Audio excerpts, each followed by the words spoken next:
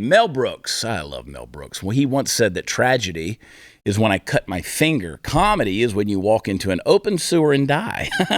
We kind of ride by that rule on this program, yeah, as we frequently examine some of the more profound candidates for the Darwin Award every year. But there's a caveat, and that is that it doesn't apply when kids are in the mix. Now, I want you to just kind of remember back, cast your mind way back to when you yourself were a child and see if you can't remember a recurring phenomenon. You'd drop a piece of food on the ground and then invoke what was known as the 5-second rule, right? Wherein the food is mystically pronounced still clean if it's picked up within 5 seconds. You remember those? Now, if you're like me, you don't have to cast your mind back to childhood. You cast it back to like 10 minutes ago. Yeah, a lot of donuts have been spared in the ignominious act of drying up and going stale in a landfill somewhere because of the brave actions of those of us who can't stand to live without that last bite.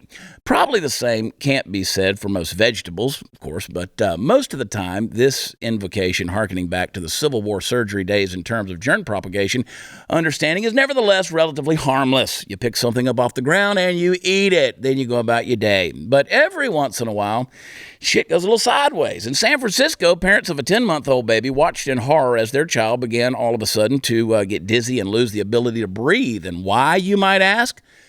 Because the kid found fentanyl on the ground, picked it up, and ate it. Fentanyl, folks. Freaking fentanyl. Now, you'll recall from previous deep dives we've done on this particular illicit substance in the past that it only takes an amount the size of a few grains of salt to kill a full-grown adult human being.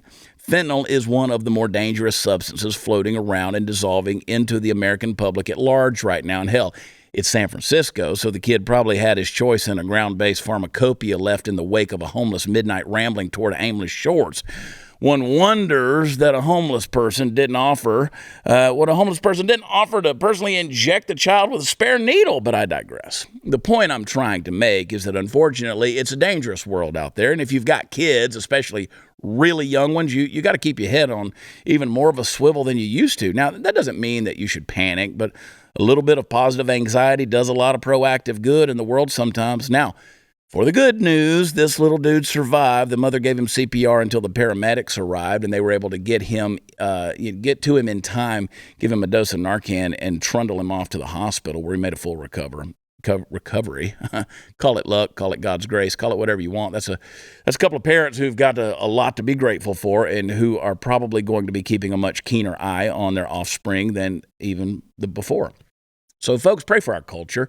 No matter what your take on drug legalization is, the fact remains that things like fentanyl kill, and they kill bad. There's no substitute in your life for the fellow human beings, and especially the ones you're responsible for. Keep up that good work, parents.